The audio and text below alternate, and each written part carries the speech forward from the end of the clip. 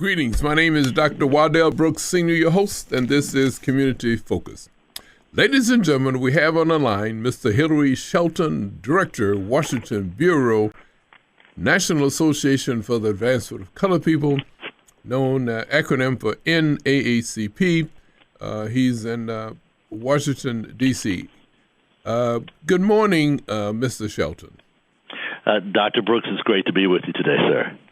We're very happy that you've taken time through your busy schedule to be with us on NAACP Focus to let Lake County know about some of the things that's happening in the Washington Bureau of the NAACP. Lake County is approximately 750,000 people, but Mr. Shelton, I don't know how many up at 5 a.m. this Sunday morning listen to the program. I understand we have a pretty good audience, though. You know, there's a lot of people that get up early. There's a lot of things that's happening in the world. I know we cannot cover everything in 28 minutes, but maybe we can have more than one program this throughout the year, to update our audience. First of all, I'd like to say I'm grateful to Adam A. Lee. He's my contact person. He's your office operations manager for the NAACP Washington Bureau. And he's been very helpful in putting this program together. Now, he was very excited about having me on, and it just says nothing but wonderful things about you and the great service you provide to that community. Fantastic. And he gets the information to me, and just a matter of pushing the button, and I got the information. I'm very happy about that. I'd like for you, for those that didn't hear you last year, just tell our listening audience just a little bit about your personal and professional background. Oh, thank you very much.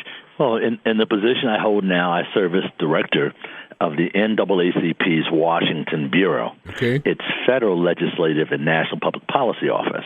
Mm-hmm.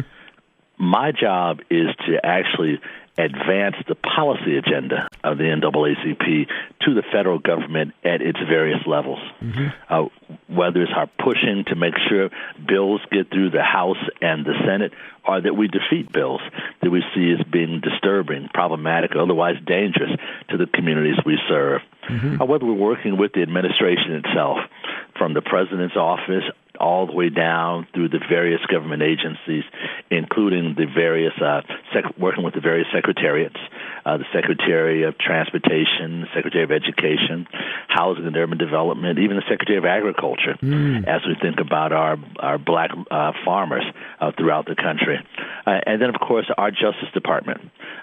We spend a lot of time working with now Loretta Lynch, but before her with Eric Holder in that very historic position, both being the first African-American and then first African-American woman to serve in that very, very important role as the top cop, as we might say in the United States.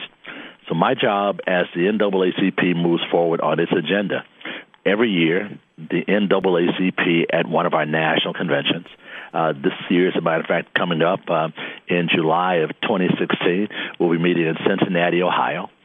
The one issue that is absolutely crucial that the NAACP addressed during that national convention is actually setting our policy agenda moving forward into the next year. And with that, about 2,200 elected delegates from throughout the United States, but also the NAACP has units on military bases going back to the integration of the armed forces in Italy, Germany, Korea, and Japan. Those delegates meet much like in any political party convention. Though we're nonpartisan, we don't endorse political candidates or political parties. We do advance a legislative and political agenda. And with that, those 2,200 elected delegates move forward on, debate, amend, change, otherwise move forward, and then vote to confirm or defeat policy initiatives moving forward. Once that happens, it's handed over to the National Board of Directors. The Political Action and Legislative Committee and the Advocacy and Policy Committee all push forward on the agenda that I fight for every day on Capitol Hill, and as I mentioned, throughout all the government agencies here in Washington and some just outside of D.C. And you have your structure. You have the local branches, you have the state, and you also have regional, and those recommendations go to the national, right? Exactly. These are all delegates that are elected, again, from all over the country. But after they've made their decision, they then, once they are passed and it's moved to the National Board of Directors, the National Board of Directors ratifies all those policy positions, and then it is given back to the local branches and units in an organized and coordinated fashion. As we mentioned, policy specifically coming out of this office, as we help prepare them give them the tools that they need to be effective, to be able to then advocate for that agenda.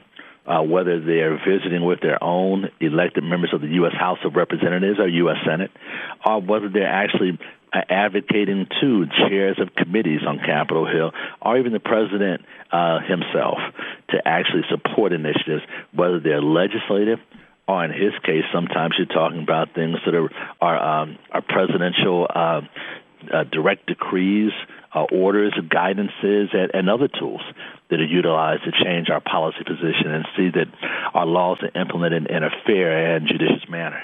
Mm-hmm. And you also assist all the branches by having a scorecard of the way the legislative voted compared to the way the positions that the NAACP take, right?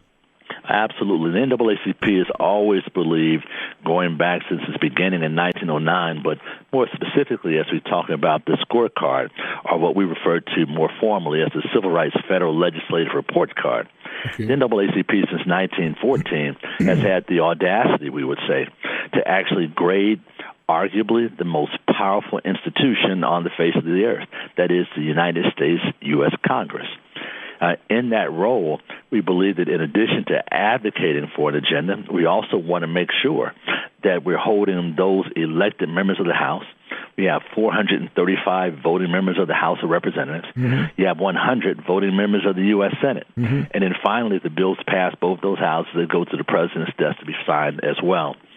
Kind of civics 101. Mm-hmm. So in this case, we make sure that our units have the tools that they need to be able to be effective advocates. Sample letters, talking points, organizational structures, that is, we ask them to set up meetings with their members of Congress as well in their home districts and those district offices and other offices throughout the state if we're talking about senators, and actually urge them to support the agenda that's important to the NAACP as it came out of that national convention structure and then was ratified by the national board. So we just think it's so important that in this democratic society, small d democratic society that we live in, that everyone understand that justice really is something that requires full participation. It requires everyone to be actively involved and engaged. It is not a spectator sport. Mm-hmm. Those that sit on the sidelines watching are those that are most likely to see their rights and protections eviscerated. So we continue to work along those lines to make sure our units, those 2,200 membership units throughout the country, of those we have about 1,700 local branches, and the rest are chapters on college campuses. We have youth works committees at the local level working through those local branches. We have Women of the NAACP, another very vibrant entity of the NAACP that works very heavily not only on our advocacy issues, but also works very well on service-related concerns like raising money for local schools, or even in many cases raising money for scholarships and for schools in other countries throughout the continent of Africa, the Caribbean, and other places. Since you mentioned that, you have a great program called the EXO program. I think it was initiated, organized by a Vernon Jarrett. I guess he's from Chicago, Illinois. Yes, sir. About the EXO, academic, cultural, technical, and scientific Olympics. Yes, sir. Vernon Jarrett, as you know, is a native son of Illinois. Yes. He is someone that actually made history himself as going becoming the first African American journalist to write for the Chicago Tribune. Oh, okay. After having written for the Chicago Defender for years and years. He was just an incredible man, just a stalwart advocate for justice and equality for everyone. And indeed, he believed, as you were raising, that we must be, as a community and families, as committed to making sure that we get out there to support our children and cheer them on when they're trying to pass that spelling test and that history test and math test and on from there, as they are when they make the playoffs in the football game or they're playing basketball or whatever the case might very well be. All those issues are important. But one of the lessons we were unfortunately experiencing is that sometimes fathers in particular, but mamas too, would find it absolutely crucially important to be at that sporting event. But when the teacher-parent meetings need to happen, too often they were not available for one reason or another. This program was created as incentives not only for the child, but by providing those who showed, great acclimate in many of these areas, whatever their specialty was, in getting scholarship money to go on to colleges and universities. But also provided a good structure to help advocate for the entire family and community involvement in how our education system works as we reach to achieve, greatness in education as we do everything else. So Bernie Jarrett was a great man, and the AXO program goes on today. It's amazing when you look at some of those that have come through AXO. You're talking about, Jennifer Hudson and Denzel Washington and Spike Lee and so many others during the earlier points in their, not even their careers at that point, but through their education process. They also came through and benefited from really the great support that AXO provides our young people. Ladies and gentlemen, again, we're talking with Mr. Hilary Shelton, the Director of Washington Bureau of the NAACP, which is an acronym for the National Association for the Advancement of Colored People. He's on the line from Washington, D.C., and he's an exemplary person, and he's volunteered to update us on the Bureau's activities. And we want to thank him very much for doing this with us. Since we're talking about Illinois, Mr. Shelton, I think the idea of the NAACP, the beginning was from Springfield, Illinois, right? It was certainly Springfield, Illinois that lit that fuse that moved the NAACP down the road that it has lasting over 106 years at this point. See, it was the Springfield riots that actually caught the attention, and for many of those who became the founding members of the NAACP was kind of that last straw.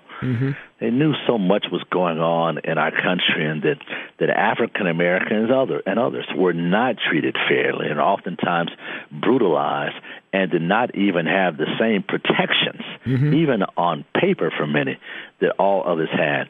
And because of that riot, there was a meeting held in actually Niagara, Canada, something which kicked off the Niagara movement, then moved from 1904 to 1909, in which the NAACP was initially founded at a small apartment in New York City.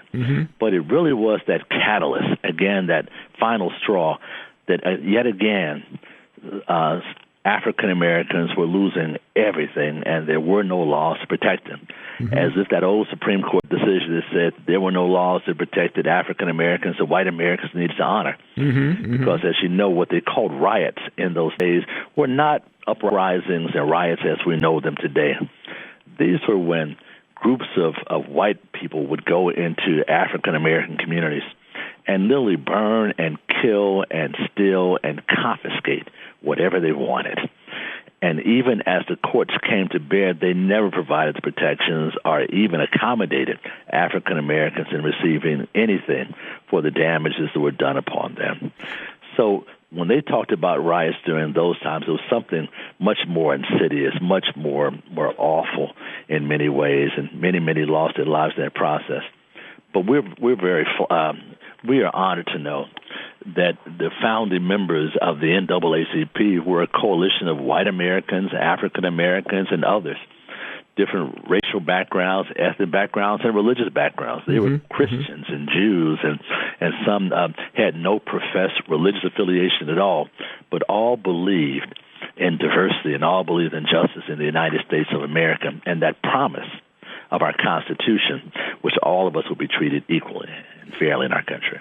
I remember a white female, Mary White Ovington, Mary Ovington White, I guess she read about the... White Ovington, you White get it Ovington, right, yeah. She read about the incident of race riots in Springfield in the Independent Register. I think that was the title of the document that she read about it, and she organized it. And we periodically we have delegates that want to change the name from the National Association for the Advancement of Colored People to Black people. But there's some significance about that because the colored people embraces all people.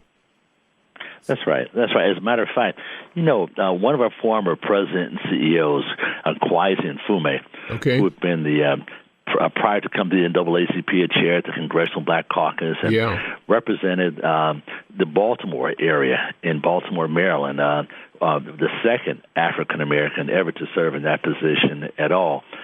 But President Nfume would often say that the NAACP is for the advancement of colored people, and since all people are some color, all are welcome in the NAACP as long as you're committed to fighting for freedom, equality, and civil rights for all. Now, that's a strong statement to make, but it's also quite consistent. For those people who are listening, if you get a chance, if you went on to the NAACP's website at naacp.org, or for that matter, if you simply Googled the NAACP founding members, what you see is a vast array of Americans of all races and colors and ethnicities working together to try to make change. What you also saw is great equality among the genders. There were as many or even more women driving this organization during those days, and even now more so. So it's an amazing thing when you think about how it not only worked to achieve these goals, but symbolized much of what it achieved to what it worked to achieve in these areas as well. It was pretty amazing. Can I fast forward this and the ultimate goal of the NAACP is justice for all, would you say? It would be. As a matter of fact, if you look at our mission talks about eliminating racial prejudice and discrimination wherever it might be found. So we know that during the days it was founded, of course, African Americans were among the largest racial or ethnic minority group living in the country. And because of that peculiar experience that we had coming to this country, our peculiar immigration process, some of us would say, of the transatlantic slave trade, that many of the assessments of African Americans and even our very humanity itself were challenged all along the way to somehow make it more palatable for us to be less than human and in order to be able to be enslaved. Of course, most of us are descendants of former slaves in this country. So to think about it in those terms, there were all kinds of teachings were convoluted to be able to cater to, the very inhumane treatment that African Americans received here. The being treated as only 3/5 of a human being. The assessment that even from religious perspectives, that African Americans were considered the cursed. That is the children of Ham, and on from there. I mean, so many things were done to put us in inferior and less than human perspectives to make it acceptable to take our lives, and even for that matter, to be able to sell our children off, which is how people profited during that period of slavery in our country as well. So it's not surprising then that if you want to really get it addressed in true issues of discrimination, you should see just how vast that has been for African Americans. And as we're fighting to make sure that all Americans are treated equally and freely, they would use the African American community in many ways as a barometer. Even here, oftentimes I end up having conversations with policymakers as we're seeing trends of discrimination and ill treatment, whether it was a big economic downturn or the increase in police-related homicides across the country. It really took a clear view of what was happening with African Americans. As a matter of fact, we use the term that African Americans are oftentimes the canary in the coal mine. Mm-hmm. Mm-hmm. Which goes back to the old way that miners used to take a canary because of its very fragile and unique system. If deadly gases were released, even the inklings of those would kill the canary first, because it was considered the most volatile or vulnerable in these cases. Okay. In many ways, if we look at things like our economic conditions in our country, it's not that different. You know, we talk about the big economic downturn of 2009. Show how some of this stuff works. The NAACP did a report with the Center for Responsible Lending in 2007 that actually predicted that if nothing was done about the mortgage foreclosure rate and the problematic packages and programs coming out of some of these lending institutions, insurance companies and other places, that we expected to see over 52% of those African Americans who took out subprime loans go into foreclosure by the end of 2009. Well, again, sadly and unfortunately, we were right about that, that African Americans lost their homes at disproportionately high numbers, but we were also right, unfortunately, that it may have begun with African Americans being most vulnerable, but millions of other Americans found themselves in the same position.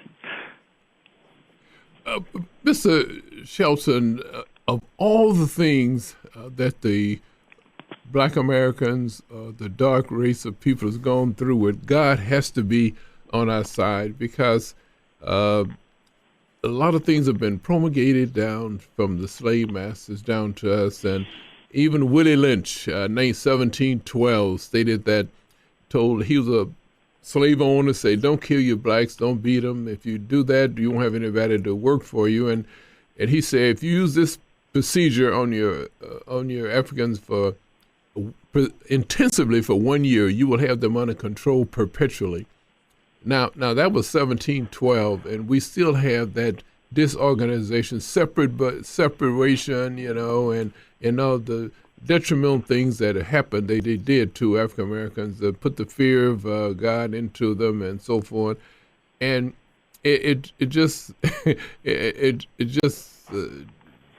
I don't know what what's going to happen to turn this thing around. Well, I guess we have to continue to still pray. Now, even with all that blacks have gone through with, we still have the president of the United States that's happened to be a black man. That is only God had put him in that position, that's keeping him in that position.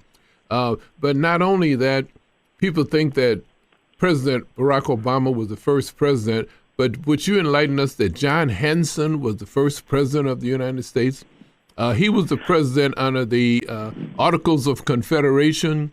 You remember? And, yes, sir. But George Washington was the president under the ratified Constitution of the United States, 1787. But John Hanson was the first president.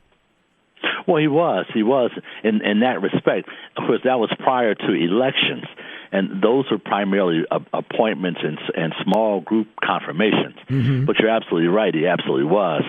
It was George Washington, as we moved beyond there, that was the first elected more at large, and even then the system was not fully inclusive, of course. It was limited to white landowners. But then on from there, as we watch our democratic system grow, Constitution was not only ratified, but then amended on several occasions to be more inclusive of African Americans and others. And you're right, as we move from that point, even thinking about the progress that we've made in that country in full participation and actually living up to the creed of democracy as part of who we are and how we do our business as a nation and as a government. We watch then as even we move to the Reconstruction Amendments that happened after the Emancipation Proclamation outlawed slavery. There was still the need to figure out exactly what does that mean to these who came here as slaves in this country. Mm-hmm. Do they have the same rights? How do they become citizens? And should they be able to vote? And do they have equal protection under law as well? And as you know, that speaks then to, as we move from the very beginnings of our country to then the Civil War and coming out of the Civil War, the Reconstruction Amendments, the 13th Amendment to the Constitution, actually saying that those of former servitude should have equal protection as well, which of course also included many others that were not necessarily slaves, but for instance, those who served as indentured servants in our country. And then moving to the 14th Amendment to establish clear citizenship. That is, what do you need to be a citizen born in this country, or if one of your parents is a citizen of this country. And then, of course, moving to the 15th Amendment to the Constitution, that speaks very specifically to the issue of voting, that says that all Americans have the right to cast an unfettered vote, and there's no state or jurisdiction that can do anything to interfere with that right to vote of even those of former servitude. And, of course, then again, speaking to African Americans and others that found ourselves in that really awful, inhuman, and un-American position of being slaves and otherwise not full participants. So you're right, we've come a long way in this country as we've watched our nation grow and struggle and fight, which is a good segue to where we are today. I mentioned that 28 minutes is very short, and we just had a couple of minutes left, but I guess we have to salute Dr. Charles Woodson. Is that Charles Woodson, the father of Black history? Oh, yes. Because he wrote we talk about the lack of African American Black history in textbooks in the schools. It's not enforced, and he wrote a book about the miseducation of the Negro. And that's another. Absolutely. Well, between he and the great work of W.B. Du Bois that helped really move us over some really tough terrain of seeing ourselves as full participants, and certainly those who've worked so hard to be part of the United States of America sacrifice as much or more than anyone else. And then moving up to, again, I love coming full circle back to your homeboy, so to speak, in Illinois. And, of course, and that's Barack Obama. Yes. And how the full participation in our electoral system is what delivers our country great leaders, like being able to break through that glass ceiling and finally having an African-American man elected the President of the United States, and other changes that still have to occur to show that indeed that this country and the laws of this country protect all of us and truly do give us equal opportunity under law. I want to thank you very much for updating us, as I said before, on the Bureau's activities. And for those that have the question, is the NAACP still relevant? I hope they have a true understanding of the relevancy of the NAACP today. So thank you so much. And thank you. And again, Adam A. Lee for his initiative and hard work in putting this program together. And I hope it won't take another year for us to. We're going to make sure that maybe in 3 months or 6 months we do this again, because we couldn't get it all involved, and we call it maybe NAACP number 1, course number 1 or 101. We maybe get course 102 in the near future. But and I hope in the interim, the listeners will go to our website. Oh, yes. At NAACP.org. Okay. And look up many of the things we've discussed, and even issues beyond those. Thank you so much. Ladies and gentlemen, again, we've been talking with Mr. Hillary Shelton, Director, Washington Bureau, NAACP, Washington, D.C. Thank you, Mr. Hilton, and I hope you have a great holiday.